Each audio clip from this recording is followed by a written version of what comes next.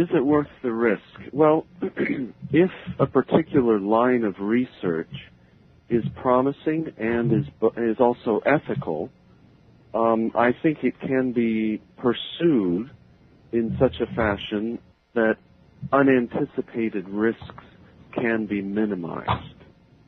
So, you're asking, do we have control of all the variables? Well, no, of course we don't.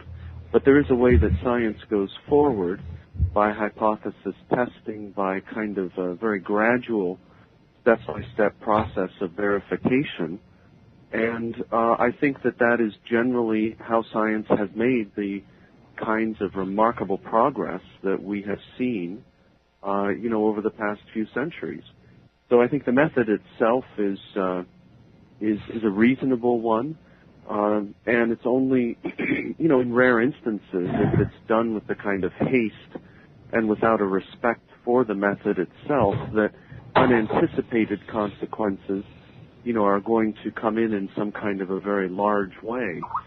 My bigger worry about science is not so much about unanticipated consequences, but about scientists making intentional choices to do types of research that raise very significant moral and ethical red flags.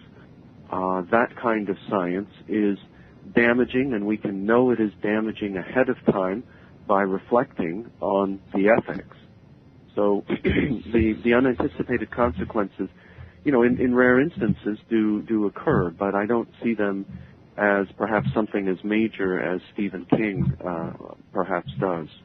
Well, and the example I give is they're working on the Hadron Super Collider, and they're essentially trying to experiment creating a miniature black hole. Well, if you make a mistake there, we're all gone. Then again, we wouldn't know it.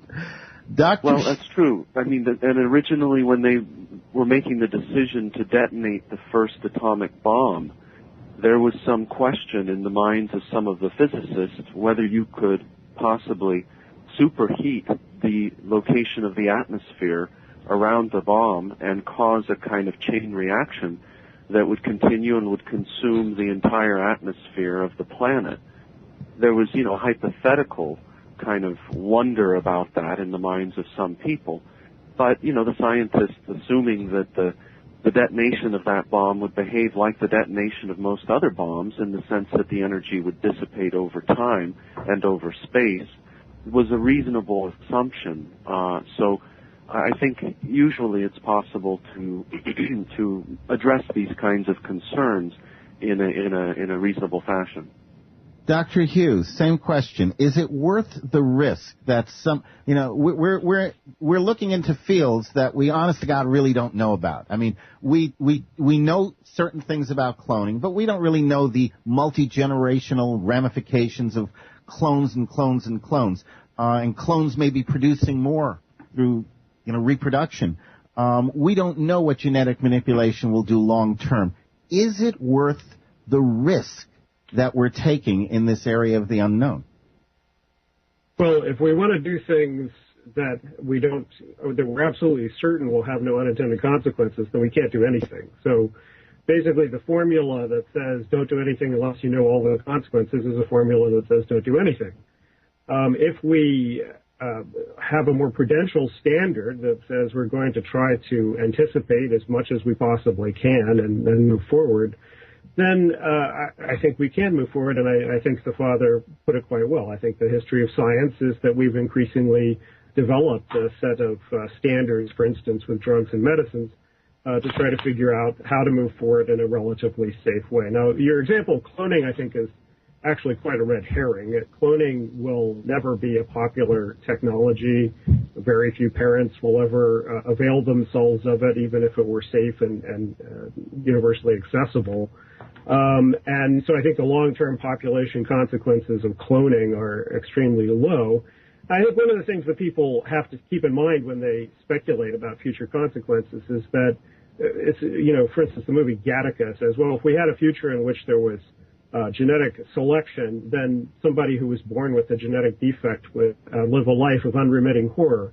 But in that future, we would have tissue engineering, and we would have all kinds of technologies for the repair of such a person's disabilities. So I think that any scenario that one can imagine where there might be an unintended consequence at some population level, which is very unlikely, for genetic manipulation, is also a scenario in which that unintended consequence could be fixed by precisely the same technologies. I suspect that it's going to be far easier for us to make available genetic modification of adults through consensual medical and therapeutic process than the manipulation of children for precisely the reasons that Margaret is anxious about. I disagree with Margaret's standard because I think that parents, in fact, have an obligation to provide their children with the best possible lives, and that means that they have an obligation to minimize their disabilities, just like they have an obligation not to drink during pregnancy. If they have the technology available to them to ensure that their children are healthy and long-lived, they are obliged to make use of it, and it doesn't make any difference whether it's a natural technology or not.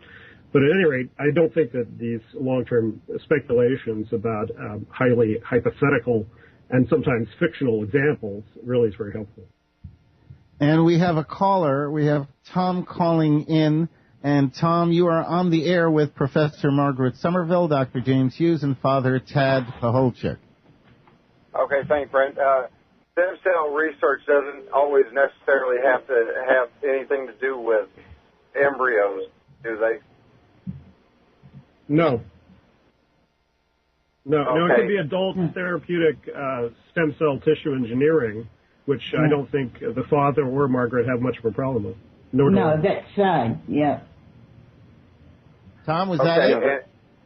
Well, I have one other quick question. I was just curious, do the scientists think of themselves as being a whole different class, almost even possibly a separate race from everybody else? Oh, that's interesting. Do the scientists consider themselves separate from the rest of the population? Who wants to tackle that first? I'll listen offline, Brett. Thank you. Thanks, Tom.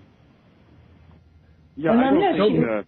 Come on. Oh, go ahead, Margaret. Go ahead. No, I'm just not sure what that question means when they say different. In what way do they mean? I think he's saying it. Do you consider yourselves as almost separate from the rest of humanity? You're a special class of people. Well, I think that's a big mistake to do that, because I think that our ethics, as I said before, needs to be applied. And the first thing you do is look at they are obeying ethics, and then that tells us what is acceptable scientifically. Anyone else want to? Go ahead. I've looked at quite a bit of public polling about the attitudes of scientists, and I don't see any evidence for such a thing. I don't think scientists consider themselves above or beyond the average people. I think there has been an increasing amount of culture, science involved in the culture war because of the Christian right's dismissal of evolution and climate change and other kinds of scientifically, empirically verifiable facts about the world. Wait, pardon me, the non-scientist, evolution is only a theory. Yes, I know. Well, at any rate, when people say such a thing, I think people who are scientifically literate do feel quite alienated to live in a country in which the majority of the population dismisses the evidence. But I don't think that alienation translates into necessarily feeling you're a separate species. Well, now, this kind of raises a question about ethics in terms of scientists. Father Tad was talking before about how, scientists ought to evaluate what is appropriate to pursue and what is not appropriate to pursue. And that sounds nice. That sounds fine. What if everybody all got along? It would be a great world. But we know that there are people out there who call themselves scientists, who are professionals, who say, for example, take government grants and therefore slant their conclusions towards whatever the grantor might want. When we inject the fact that there are unethical scientists into this equation, does that change how we should evaluate these risks? In other words, yeah, you're right, Father Tad. If every scientist was upstanding, I don't think we'd have a problem. They properly evaluate the risks. But if you have somebody out there who's saying, well, I'm getting millions of dollars from this source, I've got to give them what they want, might that not tip the scales and say, oh, wait a moment, the risk is greater than I thought? Certainly. There's no doubt that scientists are human beings like everyone else, and they are subject to the fallibility and the temptations that all of us are subject to, and they can make errors of judgment as easily as any of us can, and they can be pressured by some of the types of factors that you have mentioned, whether it's financial incentives or career aspirations or other considerations. So I think that's very clear. I think that's why science has a certain amount of its own policing activity, if you will.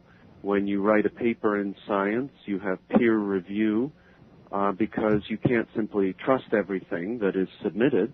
And there have been some remarkable cases of scientific fraud, including the first claim that was made to have successfully cloned a human embryo.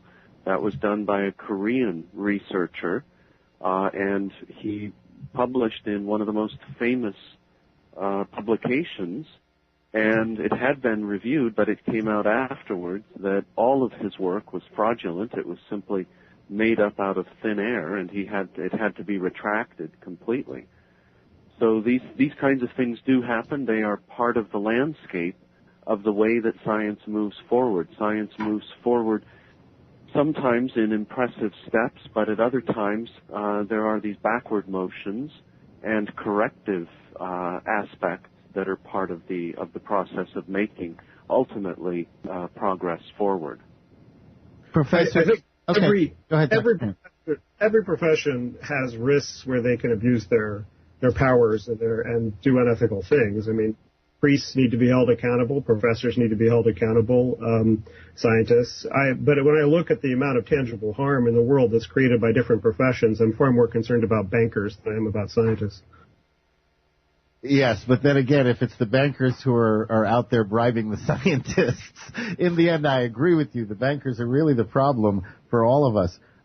Professor Somerville, in this equation where we're looking at the potential for risk at some of these journeys into the unknown, when you add in the existence of unethical scientists, how does that change the equation for you, if at all?